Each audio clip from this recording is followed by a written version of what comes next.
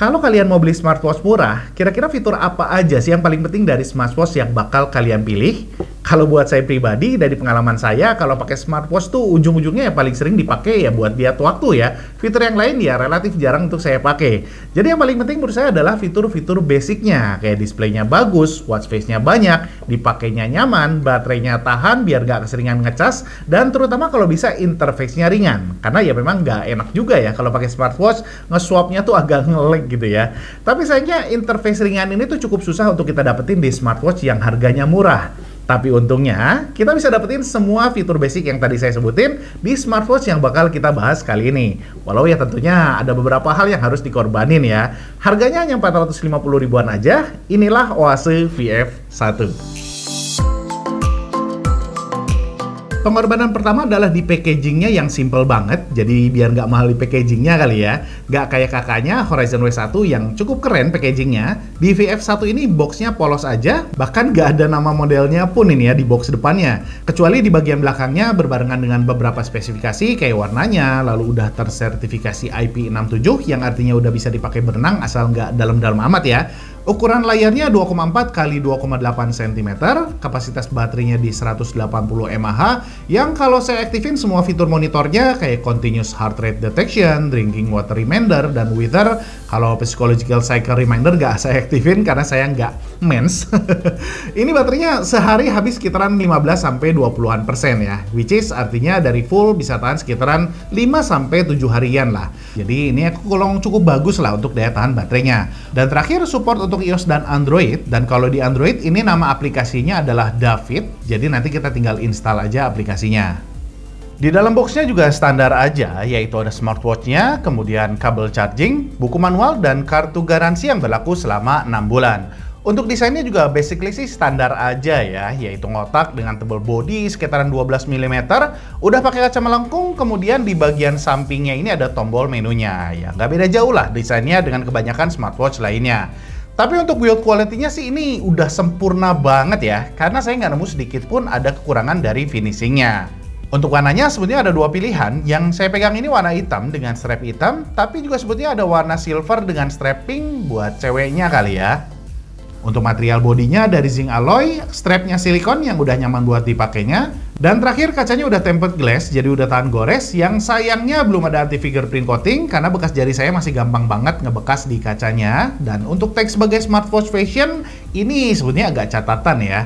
Tapi, kayak yang tadi saya udah bilang, yang paling saya suka dari VF1 ini adalah fitur-fitur basicnya yang udah oke banget guys. Dari mulai display yang pekat dan tajam, walaupun saya nggak dapet informasinya ini pakai jenis layar apa.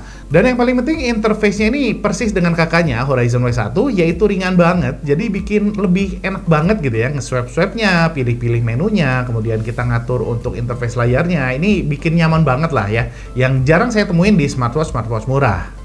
So, kalau fitur-fitur basicnya udah bagus, buat saya pribadi sih untuk ukuran smartwatch murah sebetulnya udah cukup ya. Jadi alasan buat rekomendasiin smartwatch ini buat kalian.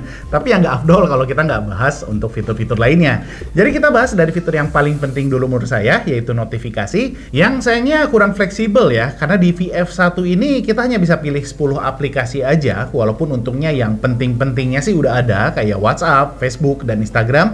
Tapi kalau kita mau aktifin notifikasi untuk aplikasi spesifik, kayak yang misalnya email atau reminder azan misalnya, ini agak susah ya guys, karena memang hanya ada pilihan others aja yang kalau kita aktifin semua notifikasinya ini bakal ngikutin settingan dari HP kita. Jadi semua notifikasi yang kita aktifin di HP kita bakal masuk ke jamnya juga, jadi ya geter-geter terus jadi jamnya.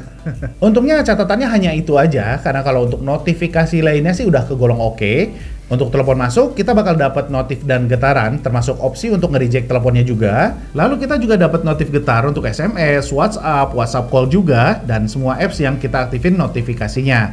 Untuk tampilan pesan termasuk WhatsApp, kita bisa baca maksimal 2 halaman layar smartwatch-nya, jadi udah kegolong banyak ya. Dan walaupun belum bisa nampilin emoticon, tapi udah bisa ngebaca kalau pesannya ada emoticonnya. Berikutnya kita bahas untuk fitur kesehatannya, dan di VF1 ini ada 5 fitur untuk monitor kesehatan kita.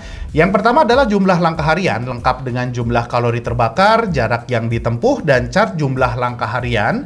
Lalu ada data kualitas tidur dengan chartnya juga, kemudian ada data heart rate lengkap dengan heart rate zone dan tingkat heart rate dari periode waktu tertentu.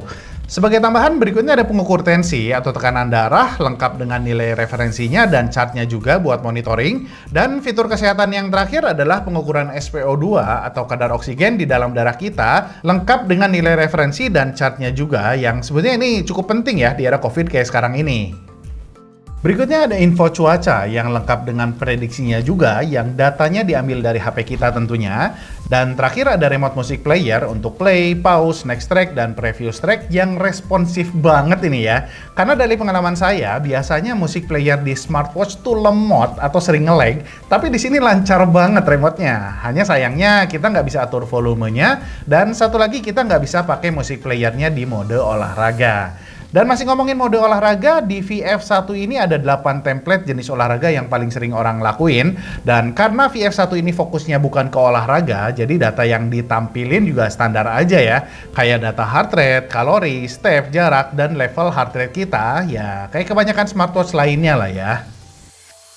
So, itu dia guys untuk ulasannya. Kesimpulannya kalau ngomongin fitur secara overall sih, kayaknya nggak ada yang spesial ya dari Oase VF1 ini. Kayak kebanyakan smartwatch budget lainnya, banyak fitur yang sama, ada beberapa yang cukup unik, tapi juga nggak terlalu krusial. Untuk catatannya, menurut saya hanya ada 2 aja, yaitu belum dilapis anti-fingerprint coating, jadi layarnya masih sering kotor dengan sidik jari kita ya. Dan yang kedua adalah nggak bisa atur musik player di mode olahraganya. Sedangkan buat saya pribadi, saya paling sering pakai musik player tuh ya kalau lagi olahraga. Untuk hal positifnya dari VF1 ini, yang pertama adalah displaynya tajam banget, kemudian udah tahan air, jadi nggak khawatir kalau kita pakai bawa renang ya. Baterainya kegolong awet di kelas harganya, dan paling penting adalah interface-nya yang smooth banget, bikin nyaman banget lah buat pakai jamnya ya. Dan ini jarang banget saya temuin di smartwatch yang harganya murah.